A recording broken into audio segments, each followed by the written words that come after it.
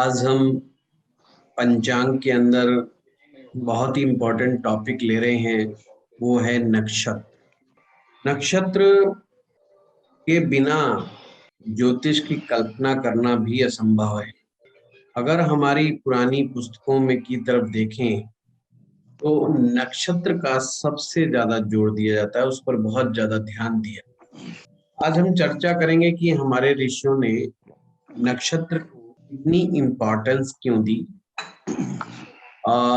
नक्षत्र आखिर किस काम आते हैं हमारे। और जब हम पंचांग की बात करते हैं तो पंचांग में नक्षत्र को दिखाया जाता है, उसका क्या मायने क्या है। जैसा कि आप सभी जानते हैं, टोटल 27 नक्षत्र हैं। नक्षत्र का मतलब ही एक ये है कि ये आकाश का एक नक्शा, और जो ये इनकी जो चमक है, इसलिए इसको तारे भी कहा जाता है। तो नक शत, नक मैंने नक्शा, तो मैंने एरिया, और तारा मैंने चमकता हुआ। 27 नक्षत्र है, और उसके बारे में भी कहानी इस तरह से कही गई है कि जो 27 नक्षत्र हैं, ये चंद्रमा की ही पत्नियों के नाम है, वाइफ के नाम है। और जैसे चंद्रमा 2.25 नक्षत्रों से मिलकर के एक राशि का निर्माण होता है। और अब आप लोगों को एक छोटी सी प्रैक्टिस करनी। आपको 27 नक्षत्रों के नाम नहीं पता तो मैं अभी उसमें दिखा रहा हूं, और आप एक छोटा सा एक्सरसाइज करें जिसमें आप ये पता कर सकें कि किस राशि में कौन कौन सा नक्षत्र इन्वॉल्व है। इससे आपके अंदर क्लैरिटी बहुत आएगी। पर हम टेक्निकल से ज्यादा बात करेंगे। ये वायु तत्व के होते हैं, एयर एयर एलिमेंट। और आपको पता है शरीर का जो एयर एलिमेंट, वो बॉडी की मूवमेंट के काम आता है। और जब तक इंसान के अंदर एयर शुद्ध रहती है, उसके शरीर का क्षय नहीं होता, शरीर का नाश नहीं होता। जब भी वायु कुपित होने लगती है, वायु का कुपित होना बीमारी का लक्षण है कि शरीर में रोग बढ़ गया है। और ये वायु लंबे समय तक टिकी रहे तो ये जब तक अनबैलेंस फॉर्म में टिकी रहती है तो ये आपको बीमारी पर बीमारी देती चली जाती है। अगर पंचांग में जब हम नक्षत्र की बात कर रहे होते हैं तो एक्चुअल में वो ये बता रहा होता है कि बीमारियों के लिए नक्षत्र देखे जाते हैं, परेशानियों के लिए नक्षत्र देखे जाते हैं, मेजर एक्सीडेंट्स के लिए भी नक्षत्र देखे जाते हैं।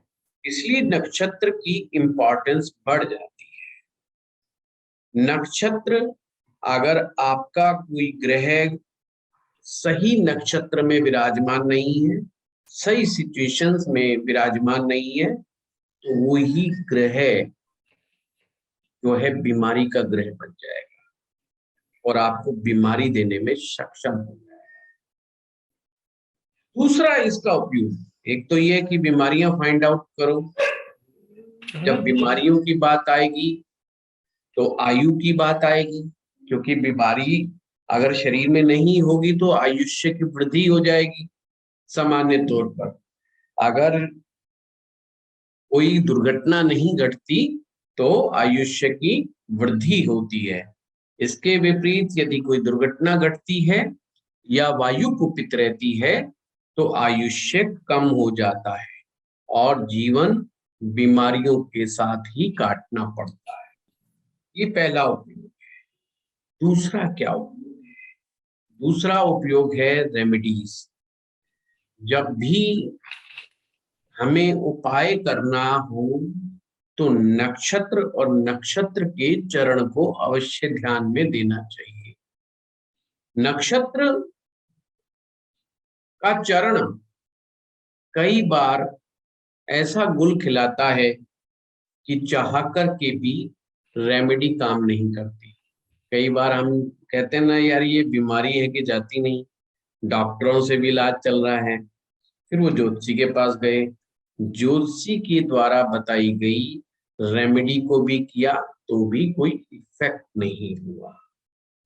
तो जो इस तरह की सिचुएशंस क्रिएट होती है उसमें हमें समझना पड़ेगा कि रेमेडी को बहुत सही तरीके से करना है। जरा सी भी चूक हो गई कोई रेमेडी काम नहीं करेगी, उसमें हर चीज सिस्टमाइज होनी चाहिए, जब जाकर के कुछ हद तक शांति प्राप्त होती है। अन्यथा कुछ नक्षत्र और नक्षत्र के चरण ऐसे होते हैं जो किसी भी रूप में रिलीफ नहीं देते हैं। तो उसके लिए मैं यहाँ पर एक एग्जांपल देना चाहूं। जैसे अक्सर प्रताप जी ये बंद कीजिए अपना। जैसे मैं एग्जांपल देना चाहूं, हमारी आम प्रैक्टिस में हम लोग क्या करते हैं कि हम सीधा लगन देखते हैं और लगन उस व्यक्ति के करेक्टर को बताने के लिए लगन क्या है, लगन का लॉर्ड कहाँ बैठा हुआ है, और हम ये सामान्य प्रैक्टिस से देखते हैं। उसमें से 50 से 70% चीजें ठीक हो जाती हैं, पर 30 से 40% चीजें चूक जाती हैं, यानी कि हम उसको बिल्कुल स्पेसिफिकली नहीं बता पाते।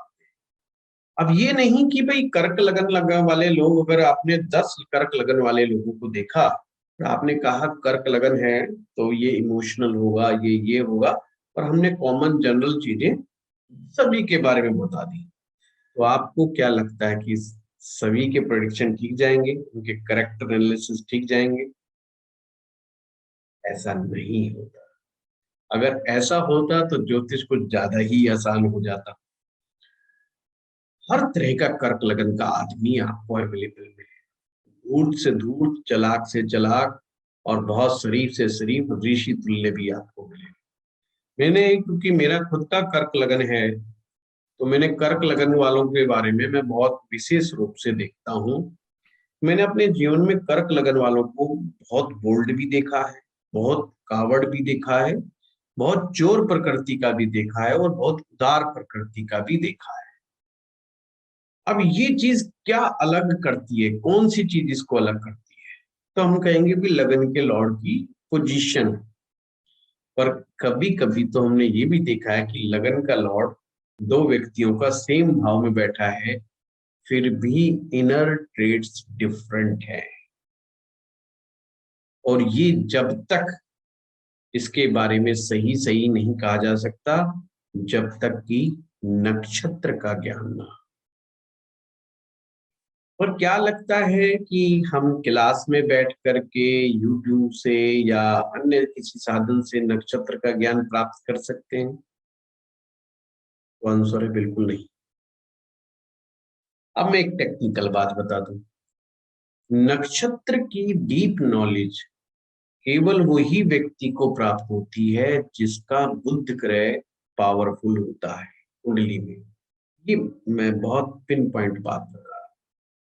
अदरवाइज कोई दूसरा इस नक्षत्र के ज्ञान को ग्रहण भी करेगा तो वो या तो नॉलेज समझ में नहीं आएगी उसको, या उसको त्याग देगा, छोड़ देगा, या उसके किसी काम नहीं आएगी। तो जो भी व्यक्ति डेप्थफुल नॉलेज रखते हैं नक्षत्र की, तो एक प्रकार से वो मास्टर हो जाते हैं। तो बुध ग्रह का स्ट्रेंथ बहुत इंपॉर्टेंट रोल प्ले करती है नक्षत्र को सीखने की। दूसरी बात, नक्षत्र पे भगवान शिव का आशीर्वाद, यानी कि जब नक्षत्र पे नहीं कहना चाहिए, मुझे कहना चाहिए नक्षत्र की नॉलेज पे। भगवान शिव जो पंचवक्त्र के रूप में है, जिसे पंचवक्त्र कहा जाता है, जिसके 5 मुख है, भगवान शिव का वो रूप जिसके 5 सिर हैं एक प्रकार से, या 5 मुख है। नेपाल में पशुपतिनाथ मंदिर जो है उनका आशीर्वाद, पशुपतिनाथ जी का आशीर्वाद बहुत जरूरी है नक्षत्र को समझने के। जब भी आप नक्षत्र से रिलेटेड कोई बुक पढ़ें तो भगवान पशुपति नाथ के स्वरूप को नमन करें। वायु की शुद्धि होना बहुत जरूरी है, खास करके उदान वायु जो हम श्वास अंदर लेते हैं, जो अंदर गई श्वास, इसका आशीर्वाद हमें नक्षत्र की वो अच्छा एक्सपर्टीज तक लेकर के जाता है। ये थोड़ा बड़ा विषय है नक्षत्र का, एक पूरा का पूरा कोर्स पॉसिबल है पर बहुत डेप्थफुल है। आप में से बहुत लोगों ने कई बार कहा नक्षत्र ज्योतिष कराइए, और मैंने उसे हमेशा के लिए साइड में रखा। मेरे माइंड में ये बात बहुत आती है कि हर किसी का तो बुद्ध सही नहीं होता, कुछ लोगों का बुद्ध नहीं भी सही होता। तो वो जब क्लास में आएंगे तो जस्टिफाई मैं नहीं कर पाऊंगा, सीखने के बाद भी उनको लगेगा कुछ आया ही नहीं समझ में। तो इसलिए अभी तक इसको हमने नहीं पढ़ाया, सिर्फ लाइव क्लास में ही हमने ये चीजें पढ़ाई। नक्षत्रों के बारे में लंबी क्लासें चली हमारी। दूसरा एक चीज और थी कि ये गुरुमुख और गुरु और शिष्य के बीच का आपसी संवाद है नक्षत्र का ज्ञान। एक रोचक प्रसंग है जिसमें भगवान शिव और पार्वती वार्तालाप करते हैं और पूछते हैं कि ये एक इंसान है जिसके ग्रह अच्छे हैं फिर भी ये दुखी है। तो भगवान शिव कहते हैं कि इसका नक्षत्र खराब है। इसलिए जब इस संसार में कोई आता है तो कहते हैं इसके नक्षत्र चेक करो। ग्रह नहीं कहते, नक्षत्र चेक करो, इसका जन्म नक्षत्र ही ठीक। एक प्रकार से नक्षत्र बिगिनिंग को भी दिखाता है कि आरंभ हुआ है। धीरे धीरे बीच में बातें करते रहेंगे भगवान शिव के आशीर्वाद के द्वारा और पुलत्स्य ऋषि का भी आशीर्वाद। एक लंबी पूरी सीरीज है, हम उसमें नहीं जाएंगे। ऋषि जी का नाम हम नक्षत्र पे बात करता हूं तो 27 जो नक्षत्र हैं तो 2.25 नक्षत्र की एक राशि बनती है। अब मैं आपको ये 27 नक्षत्र हैं, आप इनका फोटो खींच सकते हैं और साथ में लिखे गए हैं नक्षत्र के स्वामी। अश्वनी जो सीरीज है 9 एक तरफ है, 9 एक तरफ है और 9 एक तरफ। जैसे पहला अश्वनी, दूसरा भरणी, तीसरा कृतिका, चौथा रोहिणी, पांचवा मृगशिरा, छठा आद्रा, सातवां पुनर्वसु, आठवां पुष्य और 9वां अश्लेष। अब 10वां जो नक्षत्र होगा वो ऊपर से शुरू हो जाइए मघा, 11वां पूर्वा फाल्गुनी, 12वां उत्तरा फाल्गुनी, 13वां जो है हस्ता, फिर चित्रा, फिर स्वाति और विशाखा, अनुराधा, ज्येष्ठा। इस प्रकार से 18 कंप्लीट हुए। और अब आगे वहां से विश्व में मूला, पूर्वाषाढ़ा, उत्तराषाढ़ा, स्वर्ण, धनिष्ठा, शतभिक्षा, पूर्व भाद्र, उत्तरा भाद्र और रेवती। अब इसको आप ऐसे 9 9 9 अगर एक 9 9 वर्टिकली बनाएंगे ना, 1 to 9, 10 to 18, 19 to 27, ऐसे अगर कॉलम बना करके लिखेंगे तो आपको बहुत आसानी हो जाएगी, क्योंकि पहला, 10वां और 19वां, पहला 10वां और 19वां, ये 3 नक्षत्र हैं। इन तीनों का स्वामी केतु ग्रह होता है। तो आपको याद करने में भी आसानी रहेगी कि पहला, 10वां और 19वां, ये इन तीनों के स्वामी केतु हैं।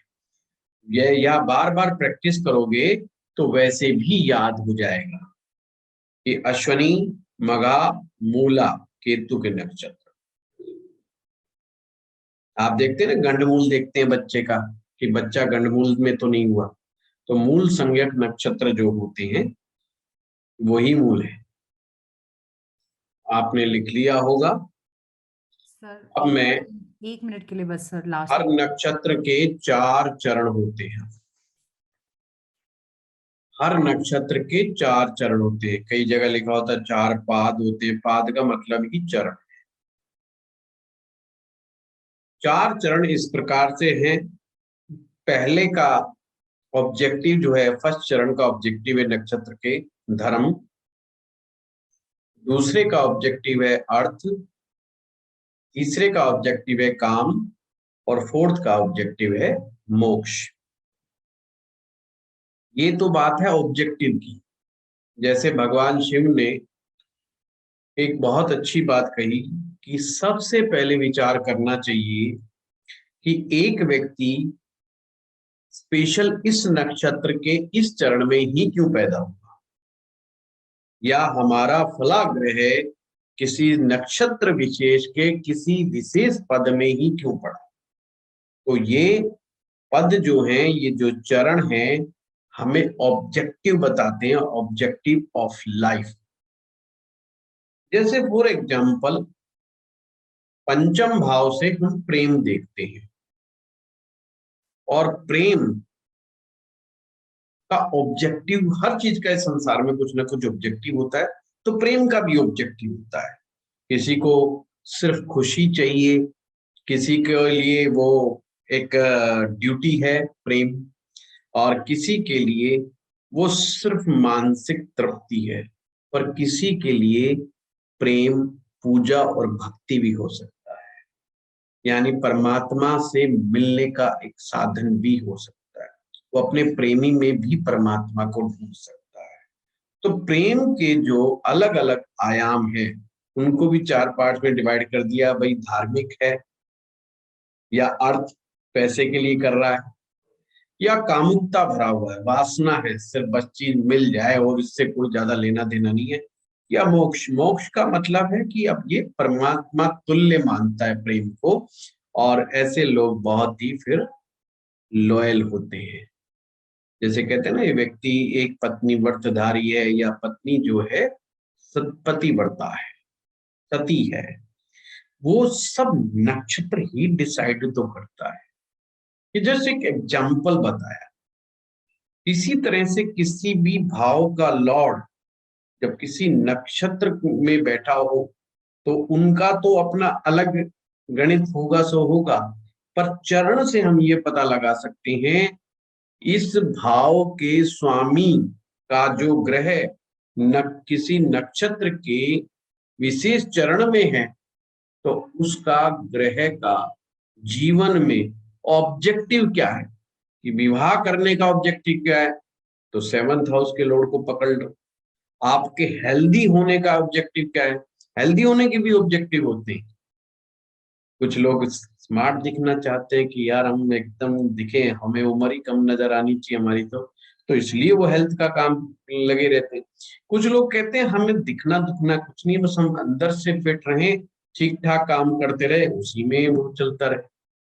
किसी को लगता है मैं मॉडलिंग करके पैसा ही कमा लूं इस चीज से, है ना। देखिए, जब फौज में होते हैं, बॉडीगार्ड होते हैं, बहुत सारे ऐसे लोग हैं जो सेहत इसलिए बनाते हैं क्योंकि सेहत से उनको पैसा मिलता है।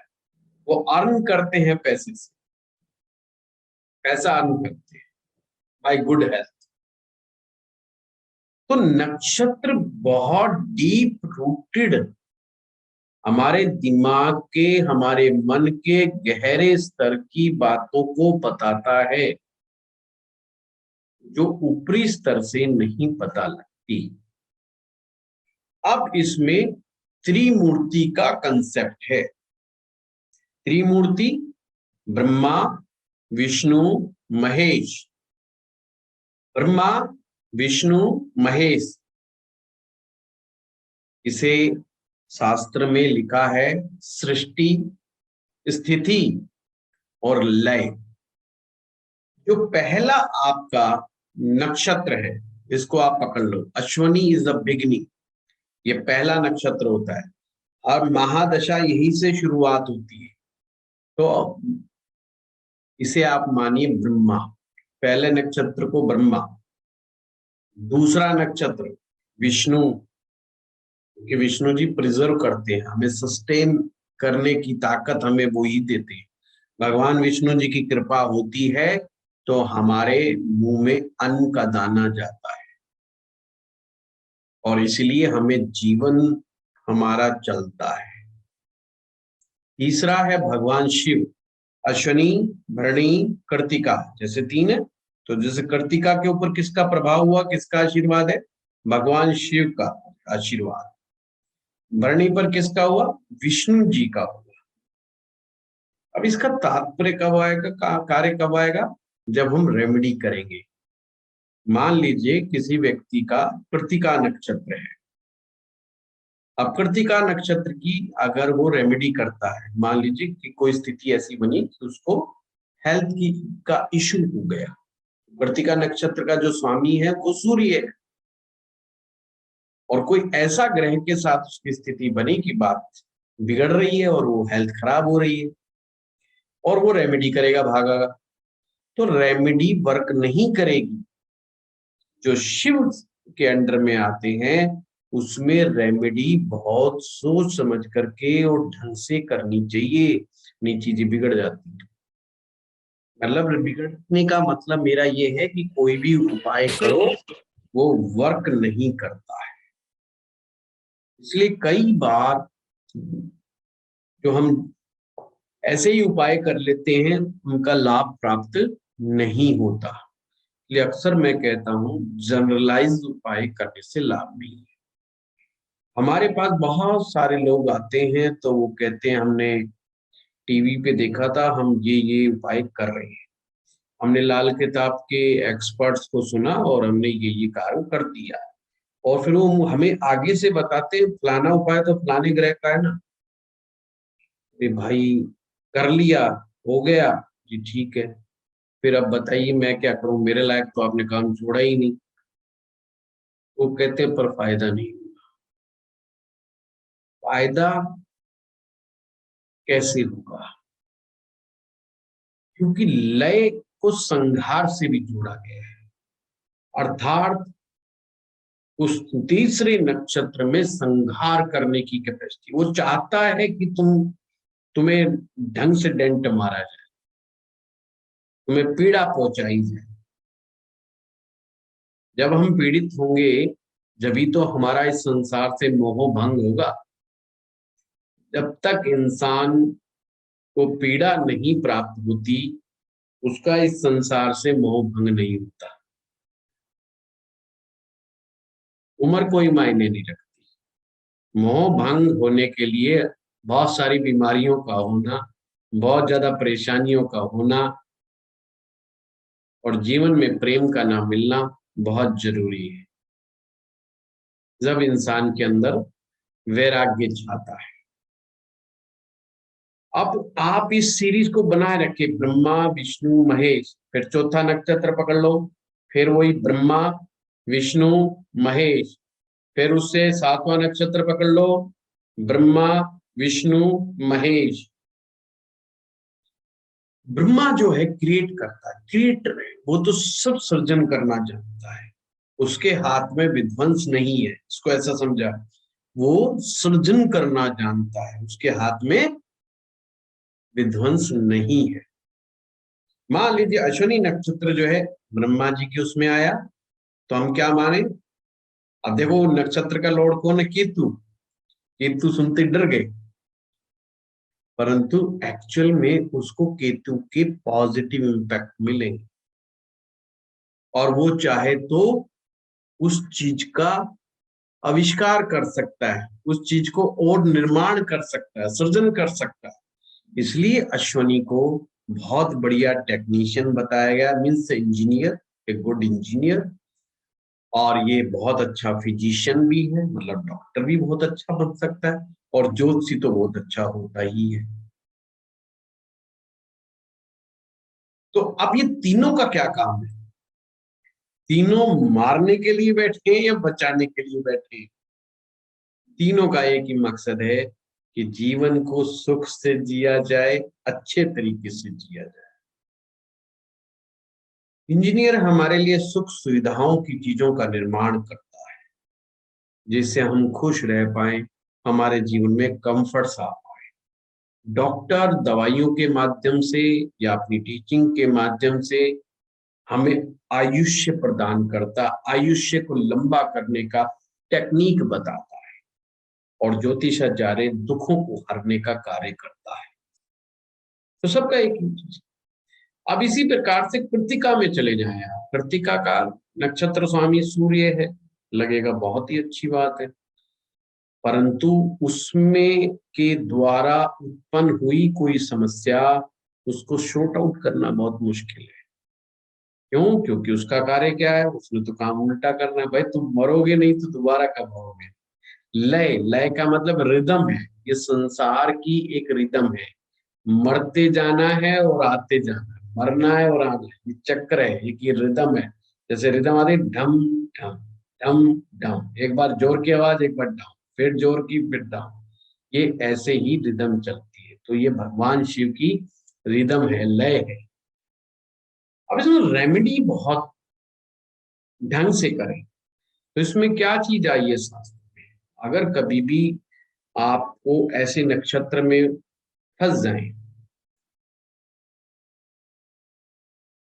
तो बिना स्नान इत्यादि करे कोई पाठ पूजा का कार्य नहीं। स्नान करके, ध्यान करके, बड़े अच्छे वस्त्र धारण करके ही पूजा करनी है। इत्र लगाएं, चंदन लगाएं, भगवान गणेश जी का ध्यान करें, और भगवान गणपति को नमन करके रुद्राभिषेक करें, रुद्री का पाठ करवाएं। गो सेवा जरूर करनी है। जिस दिन आप ये उपाय करें उस दिन गो सेवा करें। गाय की सेवा बहुत अच्छा रिजल्ट देती है। साथ में किसी भी प्रकार की पाठ पूजा करें, कम से कम 11 ब्राह्मणों को भोजन कराएं, ये बहुत जरूरी है। 11 ब्राह्मणों को भोजन कराएं। डमरू जरूर बजाएं, लय, नेगेटिव एनर्जी दूर चली जाएगी। यही कारण है कि आप मंदिरों में जाते हो तो डमरू और ये सब कुछ रखा रहता है, वहां नगाड़े निगुड़े रहते हैं ना। ये नाद जो बजता है, ये जो आवाज जो क्रिएट होती है मंदिरों से, ये नेगेटिव ऊर्जा को दूर ले जाता है। यही कारण है कि सनातन परंपरा में मंदिरों में जाकर के नमन करने को कहा गया है, क्योंकि वहां पर नेगेटिव ऊर्जा नहीं होती। अगर कोई व्यक्ति गलत नक्षत्र से पीड़ित है, तो उसे कुछ ना समझ में आए तो ऐसे मंदिर में जाना चाहिए जो प्राण प्रतिष्ठित हो, जहां ढोल नगाड़ों के साथ आरती होती हो, घंटी बजती हो। ऐसे मंदिर में, जो फेमस भी मंदिर हो तो ज्यादा अच्छा है। वहां जाकर के मत्था टिका के 10-15 मिनट बैठना चाहिए। इतना करने मात्र से उसके दोष धीरे धीरे शांत। केवल दर्शन के लिए ना जाए, थोड़ी देर बैठे, थोड़ा वहां वहां के वाइब्रेशंस को फील करना है। मैंने कहा था ना, दान आयु वायु अंदर ले, उस एटमॉस्फेयर की वायु को अंदर ले, और गहरी सांस में। क्योंकि हर नक्षत्र शांति के साथ कुंडलिनी चक्र बंधे हुए हैं, और वो कुंडलिनी चक्रों को शुद्ध करना आवश्यक होता है, तो रेमेडी होती है। किसी के साथ अनाहत चक्र है, किसी के साथ कोई चक्र बना हुआ है, तो उसके लिए सबसे आसान तरीका यही है कि आपको वहां जाकर के 10-15 मिनट बैठ करके करना चाहिए। इस तरह से रेमेडी करने से कष्टदायक नक्षत्र भी धीरे धीरे शांत होने लगता है।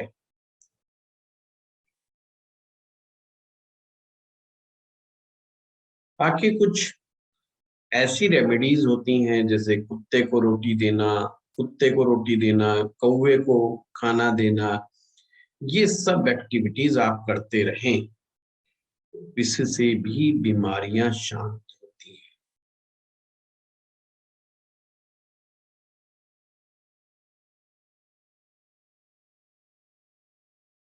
आप में से बहुत से लोग शायद जानते होंगे कि मेष राशि का निर्माण कैसे होता है। तो मेष राशि में 2.25 नक्षत्र होते हैं और फिर वो कंसेक्यूटिव बनाते चले जाएंगे।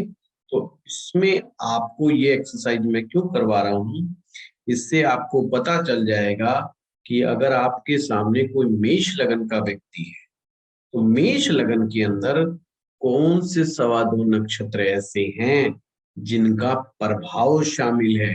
तो आप मेष को बहुत ढंग से, अच्छे तरीके से आप समझ पाएंगे कि मेष की प्रकृति क्या है। अगर हम सीधा कहें कि मेष का स्वामी मंगल, तो मंगल का तो अपना एक अलग ही आयाम हो गया। फिर अश्विनी क्या करेगा, उसमें भरणी क्या करेगा। तो आइए मैं एक बार थोड़ा सा बता दूं आप लोगों को, या सभी को आता है। नहीं किसके आता नहीं सर। आता है आता। गुरुजी। सर ये तो बहुत पहले, गुरुजी ये तो बहुत पहले करा है। आई एम सॉरी सर, नहीं आता। कोई बात नहीं, एक बार थोड़ा 2-5 मिनट लगाएंगे। सॉरी रचना जी। नहीं, कोई बात नहीं, कोई बात नहीं।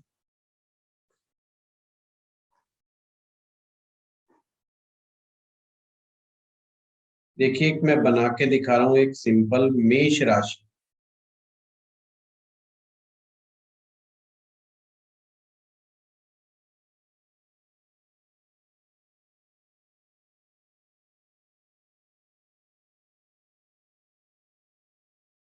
ये अश्विनी नक्षत्र,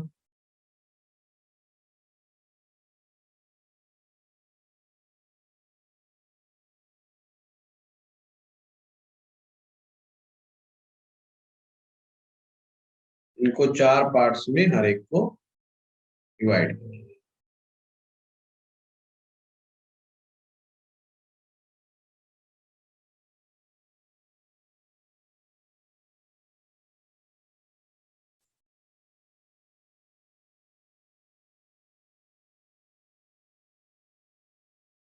ये फुल चार्ट अपने पास बना करके रखिए।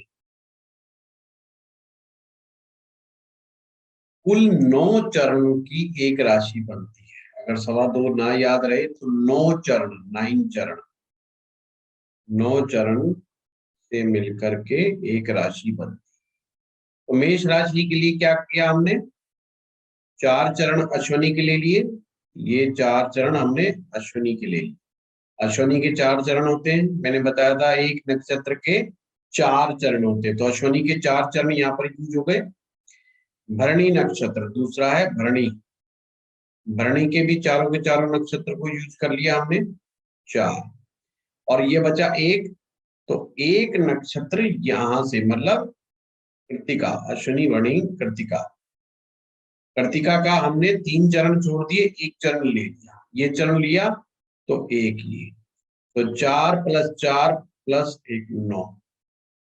तो यानी कि पूरे 4 चरण अश्विनी के, 4 चरण भरणी के, और केवल एक चरण कृतिका का, इसको मिला करके मेष राशि का निर्माण हुआ। अब आगे क्या करेंगे, अब आगे बिल्कुल ऐसे ही 4-4 के खाने बनाते चले जाओ। ये बहुत आसान टेक्निक आपको बता रहा हूं।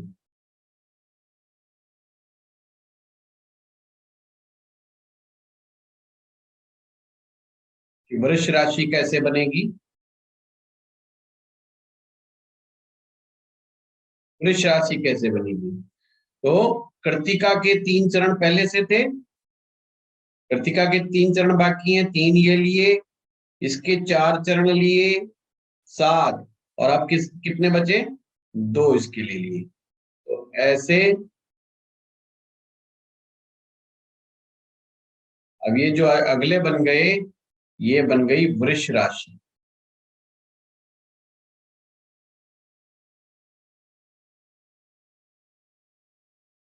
तो बताइए कृत्तिका के बाद कौन सा नक्षत्र है? मेष, भरणी, कृत्तिका। देखिए उसमें से सीरीज में से उठाइए। रोहिणी। रोहिणी। रोहिणी। और अगला मृगशिरा। मृगशिरा। तो रोहिणी का अगर आप देखेंगे तो पूरे के पूरे 4 चरण यूज हुए, और मृगशिरा के 2 चरण यूज हुए। तो वृष राशि में कौन कौन से नक्षत्र आ गए, नहीं कौन कौन से वो आ गए विशेषकर? तो वृष राशि में रोहिणी का असर सबसे ज्यादा मिलेगा।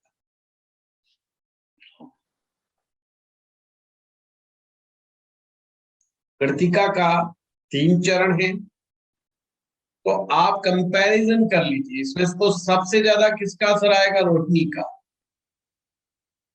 उससे कम कृत्तिका का, और उससे कम मृगशिरा का।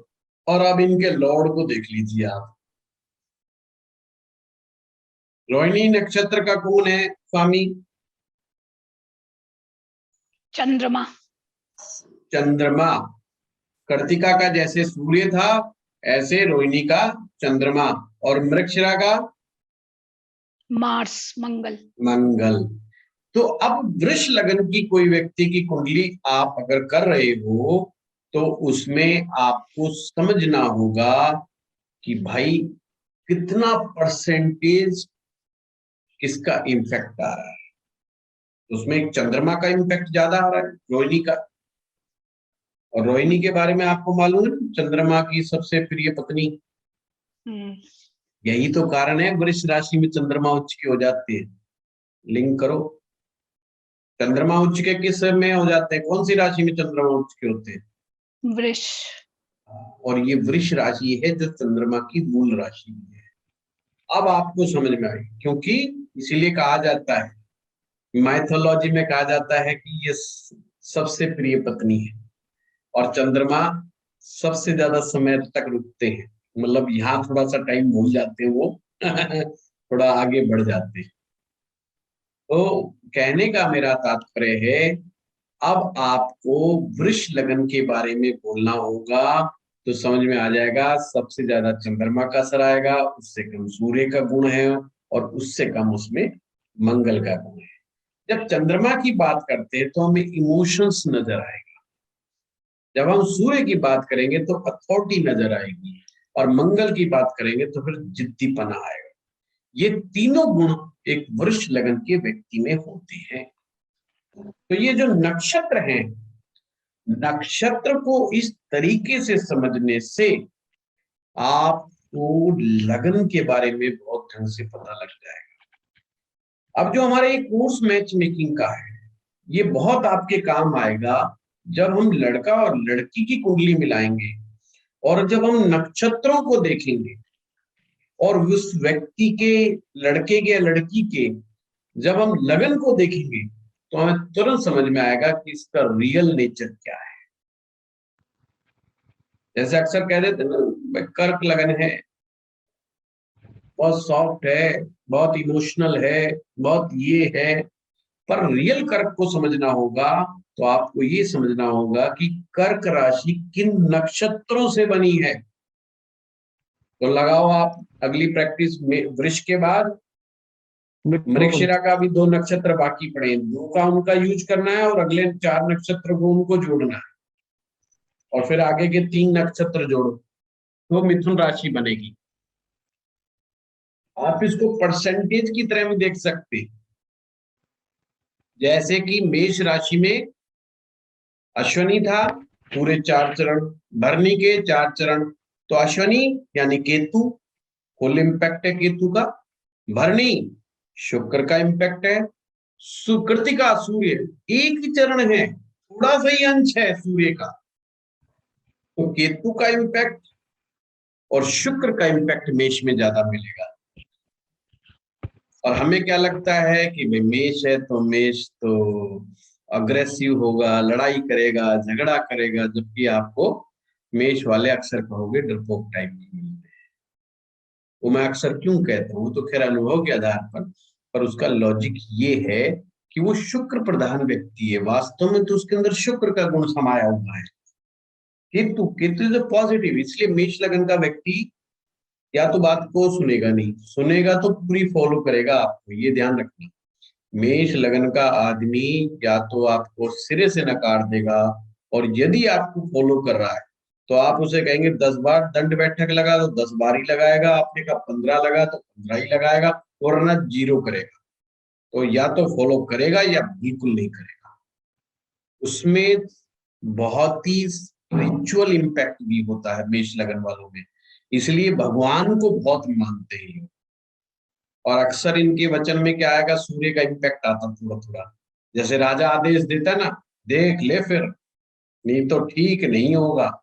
आदमी सोचता है कि लड़ने के बाद नहीं देना, भाई थोड़ा सा राजा बनने की कोशिश कर रहा है बस।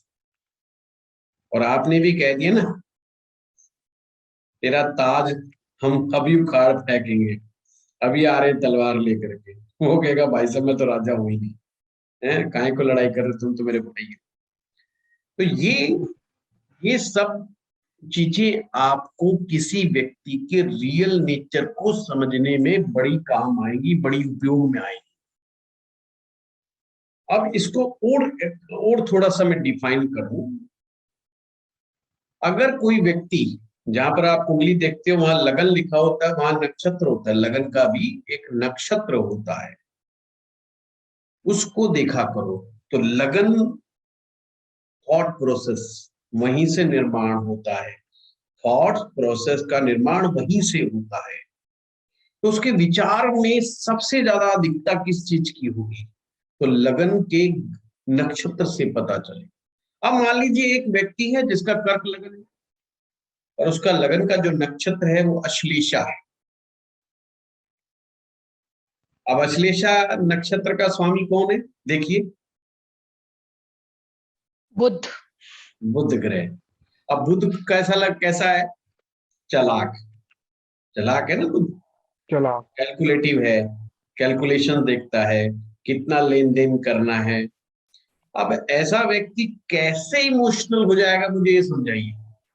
और है भी तो अश्लेषा का ध्यान से पढ़ोगे सांप वाला, तो 1 मिनट में डंक मारने के लिए तैयार हो जाएगा।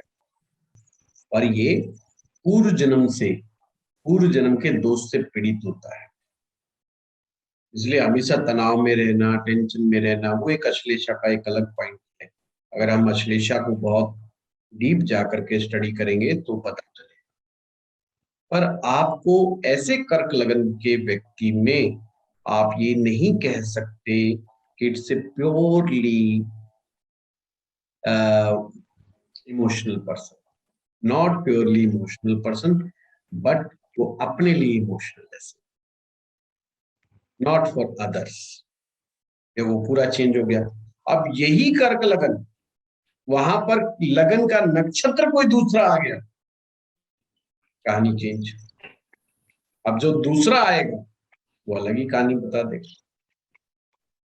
तो इस तरीके से आप लड़का और लड़की की जब कुंडली मिलाते हैं तो उस समय आपको उनके अंदर के थॉट प्रोसेस को समझना होगा कि एक व्यक्ति किसी के साथ संबंध बनाना चाहता है तो उसके पीछे की मुख्य वजह क्या है। देखिए संबंध 2 तरह से बनते हैं, एक प्रेम में आकर के और एक अपने किसी उद्देश्य पूर्ति के संबंध बनाए जाते हैं, दोस्ती नहीं बन जाती। जैसे ही कोई आपको कहे कि कल से आप यूपी के सीएम होंगे, पता चला कई लाख आपके मित्र पैदा हो गए और कई हजार आपके दुश्मन पैदा हो गए। आप कहेंगे मैं तो इनसे मिला भी नहीं, ना मित्रों से मिला ना दुश्मनों से कभी पंगा हुआ, ये मेरे खिलाफ क्यों है। पद की आप एकदम से बढ़ गए।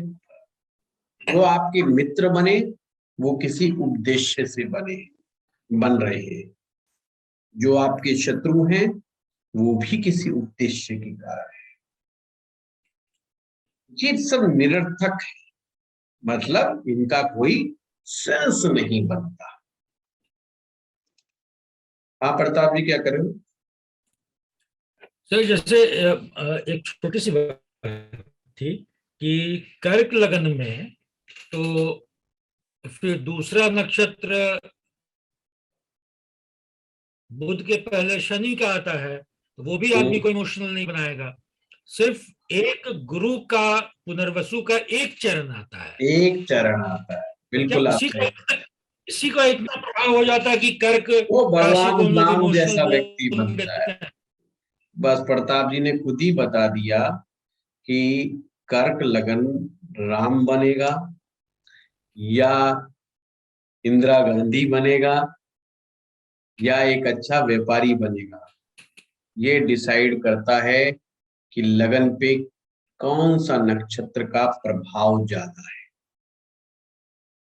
तो ये बिल्कुल नहीं ऐसा सोचना चाहिए कि अगर कोई स्पेशल लगन जिस चीज के बारे में फेमस है तो वो चीज वैसी आप कहते चले जाओ, है ना, कहते चले जाओ। वो ऐसा नहीं, वो शुरुआत के विद्यार्थियों को समझाने के लिए अच्छा है। अगर बेसिक क्लास में अगर नक्षत्र की बात करें तो सारे तो भाग जाएंगे, और नक्षत्र तो आपको पता है की स्ट्रेंथ बहुत चाहिए, भगवान शिव की कृपा चाहिए, ऋषियों का आशीर्वाद चाहिए, जब जाकर के नक्षत्र का मालूम होता है।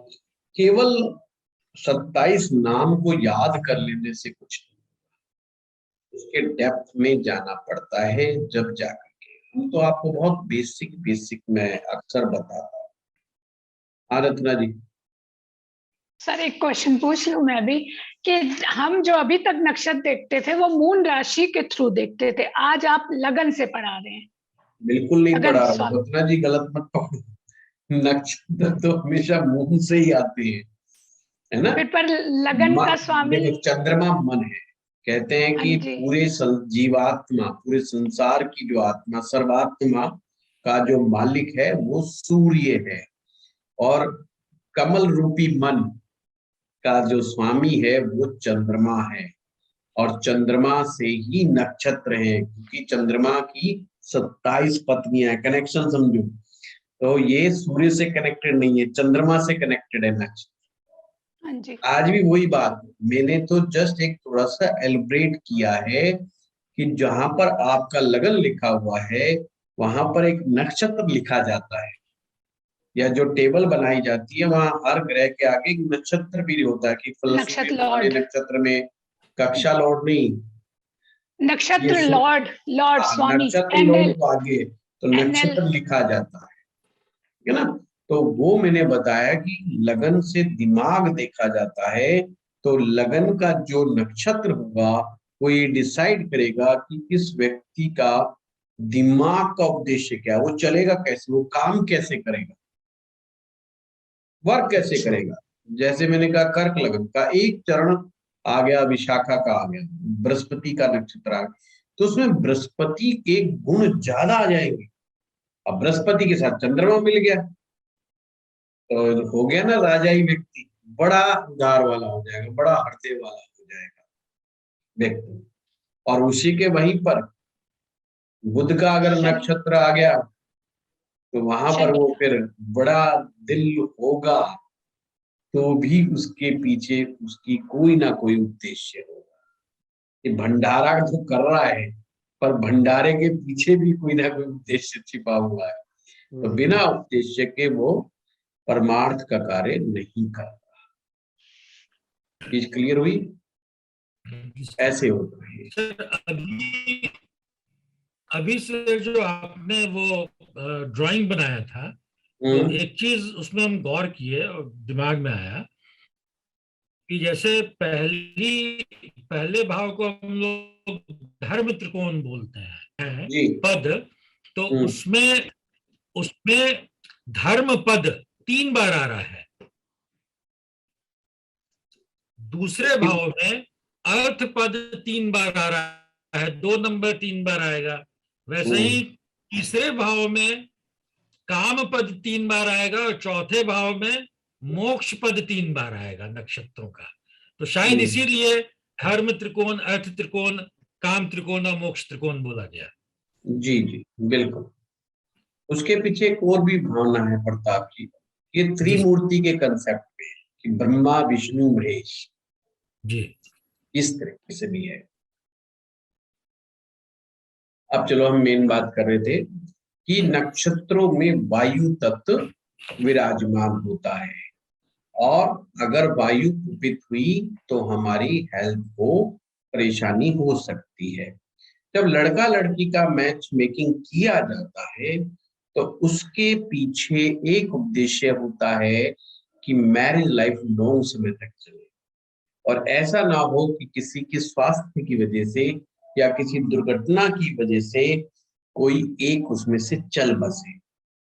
तो इसलिए आयुष्य देखना बहुत जरूरी होता है। एक तो बंदे के विचार और एक दूसरा बंदे का आयुष्य।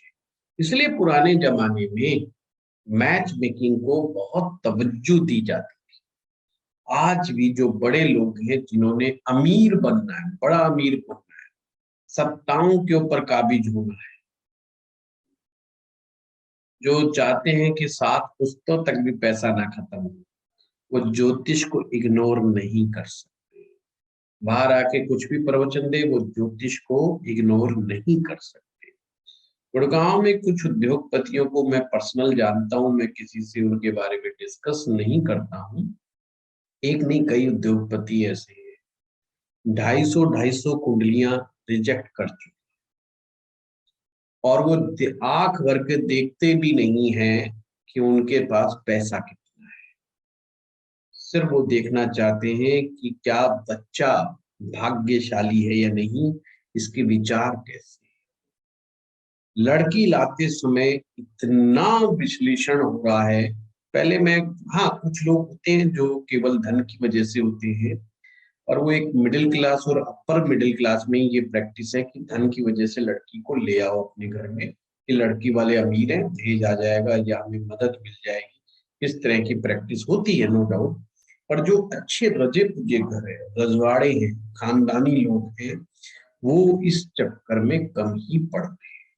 हाँ, कहने कम का मतलब ये नहीं कि गरीब उठा लाएंगे, कहने का मतलब ये अपने से थोड़ा डाउन भी होगा तो उसे भी ले आएंगे। अपने मान लीजिए एक आदमी 1000 करोड़ का है और दूसरा 700 करोड़ वाला भी है, 500 करोड़ वाला भी है, 100 करोड़ वाला भी, उसको भी ले आएंगे। पर बशर्ते उनकी कुंडली के द्वारा वो समझना चाहते हैं कि उनकी टेंडेंसी ऊपर राइज करने की है या डाउनवर्ड जाने की है। क्योंकि ये चीज ये लोग बहुत मानते हैं कि अगर घर की स्त्री करेक्टरलेस हो जाएगी तो पूरा खानदान उजड़ जाएगा। और पूरा खानदान उजड़ने का तात्पर्य नहीं कि मर जाते हैं, ऐसा कुछ नहीं है। फिर उस खानदान उसके बाद से डाउन और डाउन और डाउन ही जाता है, कभी ऊपर नहीं जाता। और वो कहें आदमी तो हमारा कैसा भी हो, पर औरत जो है लाए हम वो बड़े अच्छे चरित्र की लाएं। अब आप कहेंगे कि चरित्र को कैसे डिसाइड करें? चरित्र नक्षत्रों के द्वारा ही डिसाइड होता है। यानी कि नक्षत्र इतनी पावरफुल फोर्स है, इतनी पावरफुल सत्ता है कि एक व्यक्ति को बाध्य बना देते हैं कि बिल्कुल भी करेक्टरलेस वाला काम नहीं करने देता। और एक ऐसी सिचुएशन भी नक्षत्र पैदा करता है जिसमें व्यक्ति का अपने ऊपर कोई भी किसी भी प्रकार का कंट्रोल नहीं रह जाता, फटाफट दूसरे के प्रभाव में चला जाता है और खुद एंजॉय करने के चक्कर में, और फिर कहता है जी ये हो गया वो हो गया। परंतु इस सब नक्षत्र की वजह से। नक्षत्रों को जब मैच मेकिंग करते हैं, खास करके औरों की नहीं कहता, मैं तो कहता हूँ आप लोग अपने घर में दामाद लेके आओ या बहू लेकर के आओ, नक्षत्रों को सही ढंग से एनालाइज करो। थोड़ी मोड़ी कमी हो चल जाएगी, फिर शांति कराओ, उसकी ढंग से नक्षत्र शांति कराओ। कम से कम एक चीज ध्यान रखना, अगर वो थोड़ा भी स्पिरिचुअल इंक्लाइंड है व्यक्ति तो फिर उसकी रेमेडी आसान हो जाती है। जो लोग स्पिरिचुअली इंक्लाइंड नहीं होते उनकी रेमेडी भी वर्क नहीं करती, क्योंकि उनको कुछ भी बताओ, अगर वो कर भी लेंगे ना, जो स्पिरिचुअली इंक्लाइंड नहीं है वो कर भी लेगा ना, तो जस्ट ऐसे कोई मशीन कार्य की तरह काम करता है। उपायों को भी वो ऐसे ही करता है कि चलो बोझ सा है, बोझ उतार दो, फलाना पीछे पड़ा हुआ है, छोड़ो यार जाओ कर। तो उससे कोई फिर लाभ भी नहीं।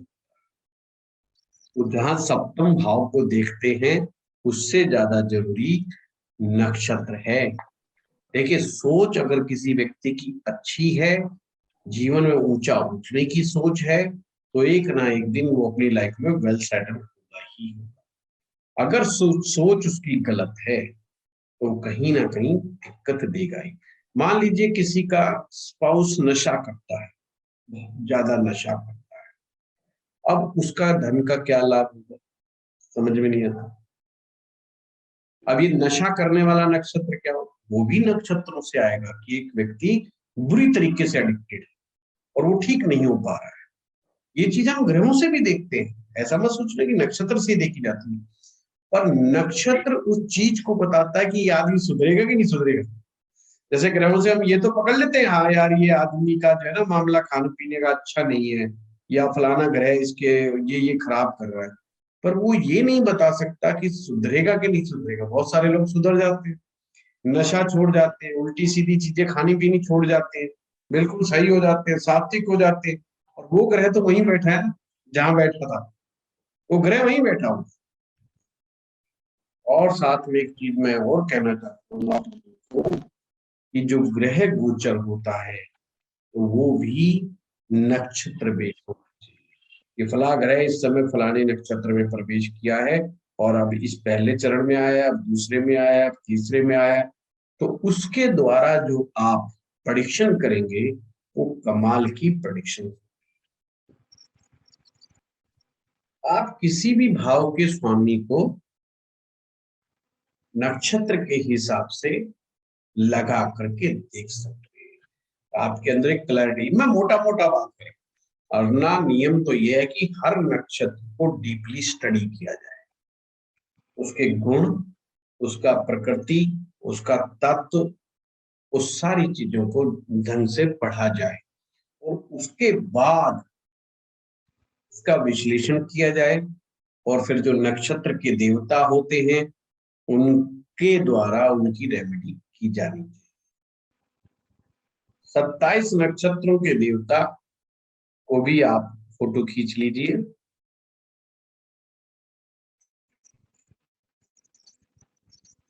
ओहो, ये आपके वक्त पहुंचा दूं नहीं, सही आ रही है, फोटो खींच लीजिए, नहीं तो मैं पहुंचवा दूंगा, मैं आपको ग्रुप में डलवा दूंगा। जैसे अश्विनी के जो देवता हैं वो अश्विनी कुमार है। अब ये जो देवता होते हैं ना, ये बड़े ध्यान से समझने वाली चीज। भरणी के देवता यमराज है, गॉड ऑफ डेथ। वहीं पर कृतिका के अग्नि, अग्निदेव। रोहिणी के प्रजापति, मृगशिरा के सोम, और आद्र का रुद्र। अब मान लीजिए कोई व्यक्ति का लगन आद्रा नक्षत्र में हो तो उसके अंदर क्रोध होता जाएगा। उस क्रोध को शांत करने के लिए रुद्रदेव की पूजा करनी चाहिए। तो रुद्रदेव को जितना शांत करेंगे उतना वो अंदर से शांत होगा, नहीं तो उसमें अशांति, गहरे स्तर के ऊपर अशांति होगी, किसी चीज से सेटिस्फाई नहीं होकर के देगा। पुनर्वसु अदिति और पुष्य बृहस्पति। अश्लेषा सर्प, जिसकी हम अभी बात कर रहे थे कि अश्लेषा सर्प वाला, उनके देवता सर्प। मघा, पितृ, पूर्वा फाल्गुनी, भाग, उत्तरा फाल्गुनी, आर्यमांशा, हस्ता, सावित्री, चित्रा, चित्रा का ये वैश्विनी, स्वाति, वायु, ये मैं सारा आपको भेज दूंगा। तो ये सारे आप देवताओं को भी याद करके रखें, आपको काम आएंगे। ठीक है, अब आप क्वेश्चन पूछें ताकि हम चर्चा कर सके। और आगे हम पूरे जो पंचांग में हमने पढ़ी है, अभी योग है, योगों के सिर्फ हम नाम देखेंगे और किस तरीके से उनको याद आगे तक रखना है पंचांग में। अगर तिथि का संबंध आते ही तुरंत ध्यान में आना चाहिए, इट्स रिलेशनशिप की बात हो रही है, हस्बैंड वाइफ रिलेशनशिप की बात हो रही है, तो तिथि बहुत इंपॉर्टेंट है। मैरिज लाइफ में तिथि इंपॉर्टेंट है। वार अग्नि तत्व है, तो उसका मतलब उसका वो देखना पड़ता है कि उसमें एनर्जी का लेवल क्या है। करण की बात हो रही है, स्थायित्व की बात हो रही है, स्टेबिलिटी की बात हो रही है, नौकरी की बात हो रही है, व्यापार की बात हो रही है। तो आपको इन तत्वों से याद रखना है।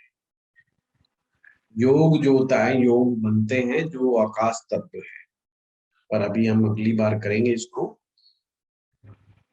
और उर्मी जी कुछ कह रहे हैं आप? सर मेरा मरकरी वीक है, तो सर एक क्वेश्चन है कि सर जो मेरा लग्न है, सर वो दिखा रहा है कि नक्षत्र है पुनर्वासु, चरण है पहला, पर जो लग्नेश है वो है पूर्व फाल्गुनी में, चरण है फर्स्ट, पर जो चंद्रमा है वो उत्तर सबसे पहले आप भूल जाओ कि वहां पे कौन सा लगन है। सबसे पहले देखो लगन के ऊपर आपका पुनर्वसु नक्षत्र है। राइट। पुनर्वसु बृहस्पति का नक्षत्र। राइट। तो इसका मतलब दिमाग पर बृहस्पति का असर बहुत है। ओके। पुनर्वसु का मतलब पुनः पुनः। इसका एक ही नुकसान है, कोई घटना अगर एक बार हो गई, कोई बीमारी एक बार हो गई, वो पुनः पुनः होगी, बार बार होगी, वो उसके रिकरिंग होने का चांसेस ज्यादा बार होगा। पर साथ में बृहस्पति का जो, अब आपको डीप में जाना, पुनर्वसु नक्षत्र की स्टडी करना कि केवल बृहस्पति से ही नहीं, तो पुनर्वसु के अंदर जो चीजें गुण आएंगे वो आपके मस्तिष्क के थॉट प्रोसेस को बताएंगे। जैसे पुनः वसु, पुनर्वसु, पुनः पुनः जो होना। अब दिमाग में था उर्मी जी, ये बहुत अच्छी बात है, अगर ये सप्तम भाव का स्वामी अगर पुनर्वसु नक्षत्र में हो जाए तो सोचिए बार बार शादियां होंगी इस व्यक्ति। पंचम का लॉर्ड पुनर्वसु में हो जाए तो हम कहेंगे यार ये तो गुरु का नक्षत्र है, और पता चल रहा है बंदा बार बार बंदा या बंदिया ही बदलता फिर रहा है और उसका बड़ा भारी वो चक्कर चल रहा है। तो पुनर्वसु में शुभता है तो अशुभता भी छिपी हुई है, ये भी हमें ध्यान देना चाहिए। भगवान राम और सीता का विवाह भी पुनर्वसु नक्षत्र में हुआ था, और ये सोच करके हुआ था कि ये बृहस्पति का नक्षत्र है, और भगवान सीता और राम के विवाह के बाद पुनर्वसु नक्षत्र को फिर लेना ही बंद कर दिया विवाह शादी में, मतलब बंद करो बस। हमारे जो देवता हैं, हमारे जो आराध्य हैं, वो जो है वही बेचारे परेशान हो गए इस नक्षत्र से, तो अब हमने इसका इस्तेमाल नहीं करना। कुल मिलाकर के पुनर्वसु फिर भी अच्छा नक्षत्र है। अब आपका मतलब है लगन का लॉर्ड किस नक्षत्र? लगन का लॉर्ड इज इम्प्लीमेंटेशन, वो एक्शन है। किसका एक्शन है? मस्तिष्क का एक्शन। पहले तो आपने देखा मस्तिष्क कैसा है, मस्तिष्क में पुनर्वसु है। अब उसका इम्प्लीमेंटेशन, जैसे इम्प्लीमेंटेशन का क्या मतलब है, हम बहुत सारी चीजें सोचते हैं पर वैसा वैसा करते नहीं है। तो करेंगे क्या? तो वो डिसाइड करेगा नक्षत्र, मतलब सॉरी लगन का लॉर्ड का नक्षत्र ये किसमें बैठा है। कि जैसे मरकरी बुध है, बुध कौन से नक्षत्र में? पूर्व फाल्गुनी। पूर्व फाल्गुनी। पूर्व फाल्गुनी का स्वामी कौन है? वीनस। वीनस। तो वो इम्प्लीमेंटेशन क्या करेगा? वो बुद्धि इम्प्लीमेंटेशन मतलब इंक्लाइन कहाँ होगी? वो शुक्र पे जाके इंक्लाइन। बृहस्पति से चीज निकली, मतलब सोचा हमने बृहस्पति की तरह, परंतु एक्शन में आया शुक्र की तरह। पूर्व फाल्गुनी क्या है? शुक्र है ना? शुक्र है। और शुक्र भी कौन सा? ये दिखावे वाला शुक्र है। शुक्र कई प्रकार के, तो आपको सोचना कि बृहस्पति क्या है। जैसे है नंग धड़ंग बिल्कुल ऐसे ही है भाई, अपन राजा आएगा तो भी अपन तो ऐसे ही बैठे, प्रजा आएगी तो भी वैसे, चेला आएगा तो भी वैसे, कोई असर ही नहीं कौन आ रहा कौन जा रहा अपने ऊपर। वो है गुरु। पुनर्वसु नक्षत्र के अंदर बहुत ज्यादा गुण गुरु के होते हैं। और फिर वो चला गया वो फाल्गुनी शुक्र वाले में। शुक्र कहते हैं चमक दमक भाई, एकदम बढ़िया बढ़िया दिखना है मुझे, अच्छे कपड़े पहनने, अच्छा ये करना, अच्छा वो करना। तो बुद्धि की इम्प्लीमेंटेशन कहाँ हुई? वो शुक्र में चली गई। अच्छा। सिंपल बात ये। तो सर इसमें अब चंद्रमा को का भी हमें देखना पड़ेगा फिर? नहीं, चंद्रमा तो मन है, हाँ। चंद्रमा मन है कि एक व्यक्ति का मन, देखिए मन से ही बीमारियां उत्पन्न होती हैं, मन से ही बीमारियां उत्पन्न होती हैं। तो चंद्रमा देखिए किस नक्षत्र में है, जिसे हम आपका खुद का नक्षत्र कहते हैं। उत्तर चंद्रमा फाल्गुनी। उत्तरा फाल्गुनी, उत्तरा फाल्गुनी का स्वामी कौन? सूर्य। सूर्य। तो चंद्रमा मन कैसा है? सूर्य वाला। जैसा। मन क्या चाहता है? अथॉरिटी, राजा बनना है। हर आदमी हमारे सामने झुक जाए, कोई हमारे सामने बोले ना, हमसे कोई बहस ना करे, हमारी बात को आदेश की तरह माने। ये मन है, ये अंतर मन की स्थिति को बता रहा है कि हमारा मन कैसे सोचता है। क्लियर हुई बात? लगन तो थॉट है, समझो आप, ये तो थॉट है, आ रहा है सब कुछ। ये जो भी लर्निंग्स है, जो हम देख रहे हैं चारों तरफ, जो जो विचार आ रहे हैं, रामलाल ने कहा, श्यामलाल ने कहा, और फिर उसका विश्लेषण हो रहा है उसमें। ये मशीन है, विश्लेषण कर रही है, ये एक अलग चीज है। मन, मन का मतलब है हम वास्तव में क्या चाहते हैं। रामलाल क्या चाहता है, श्यामलाल क्या चाहता है, वो हमारा को लेना देना, हमारा लेना देना हम क्या चाहते हैं। भाई कोई कहता है मैं मेहनती बहुत हूँ, मेहनती बहुत हूँ, पर मन क्या कहता है? मन कहता है चुपचाप पड़ा रहे यार, बोझ कर, ये तो जिम्मेवारी उठा रखी है, अगर ना जिम्मेवारी हो तो आप तो बोझ ले। ये नक्षत्र से पता चलता है। Thank you. जैसे मैं मेरा पर्सनल एक्सपीरियंस बताता हूँ, मेरी माँ मुझे आलसी मानती थी जब यंग एज तक, जब तक शादी नहीं। तो वो कहती थी ये कर ले, वो कर ले, फलाना सामान लिया, मैं कहता उसको भेज दो, उसको भेज दो, फलाने को भेज दो, मतलब अपने ऊपर से टालने के चक्कर में लगा रहता। तो मेरी माँ कहती है आलसी आदमी पता नहीं कैसे काम करेगा, नहीं करेगा।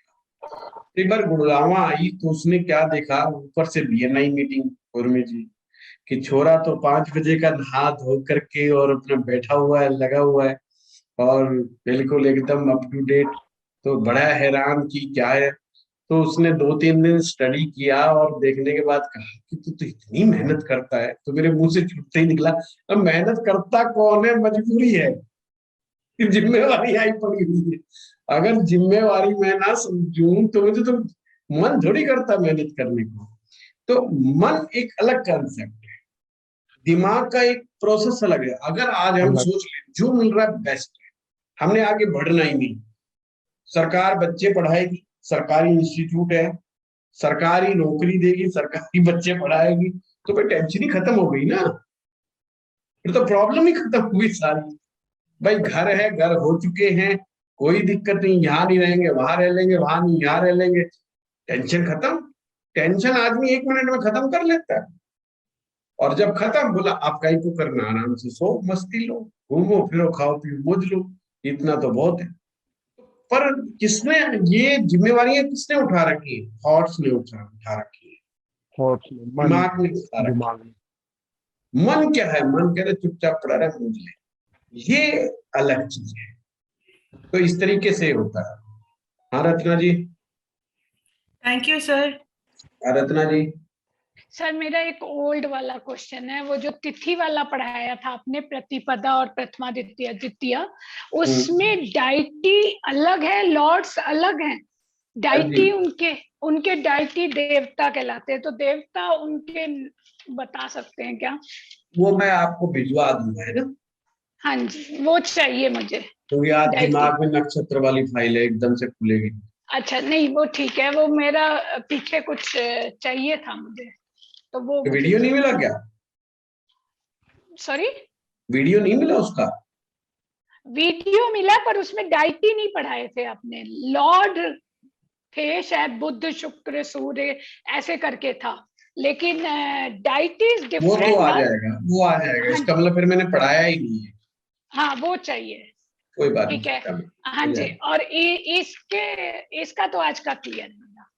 बस और एक उर्मी जी का पूछना था, वो जो सेकंड वाला बताया वो क्या लग्नेश का था नक्षत्र? एक लगन का लॉर्ड और एक चंद्र लगन का। का लॉर्ड किस नक्षत्र में बैठा हुआ है? किस नक्षत्र में बैठा है?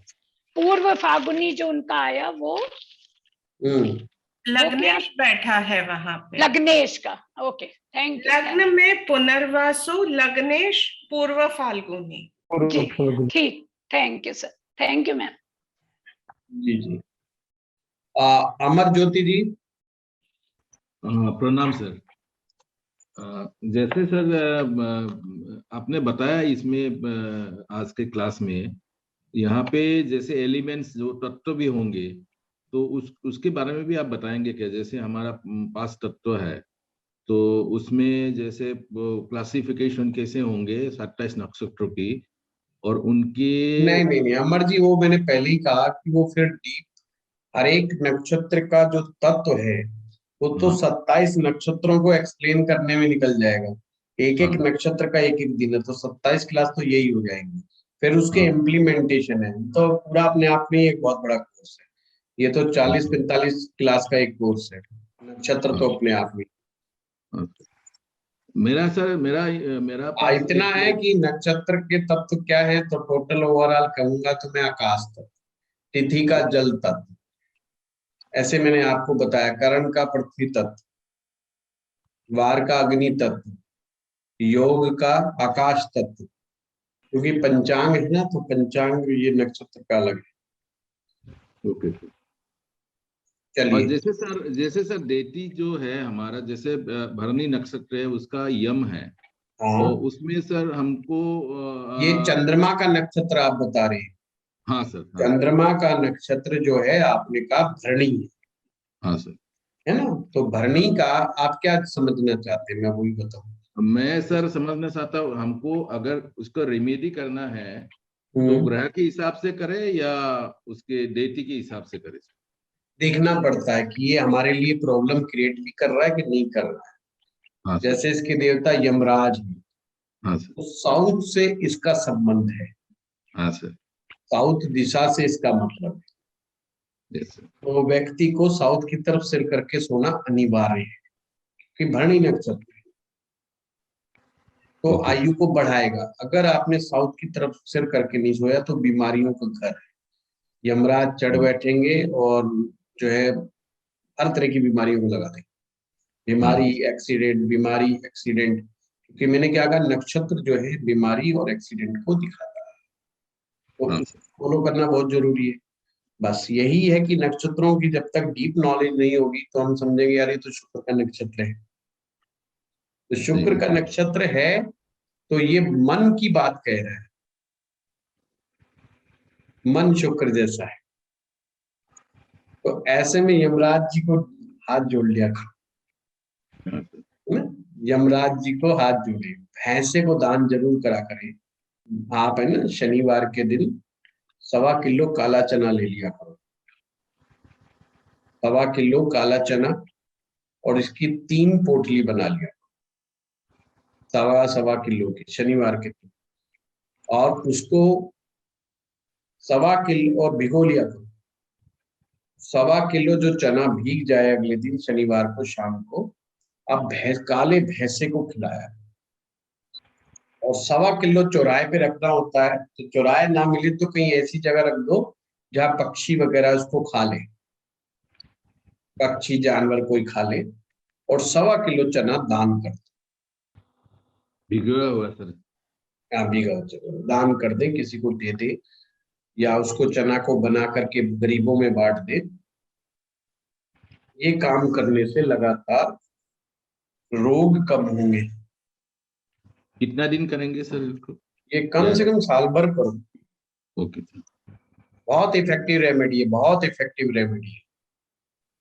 इससे सर कुछ लोगों को, जैसे सर कुछ बीमारियां होते हैं जो मतलब लाइलाज होते हैं, मतलब वो चांस भी रहते हैं, तो उनके लिए भी ये कर सकते हैं? हाँ बिल्कुल, नक्षत्र का चरण देखो कि कौन सा चरण है, फिर देखो ये कैसे ठीक होगा, उसका तरीका क्या है। हाँ सर। ये नक्षत्र के देवताओं से भी ठीक होता है, ये नक्षत्रों की शांति की चीजों से दान करने से भी ठीक होता है, कुछ में तो रूल को फॉलो करने से भी ठीक हो जाता है।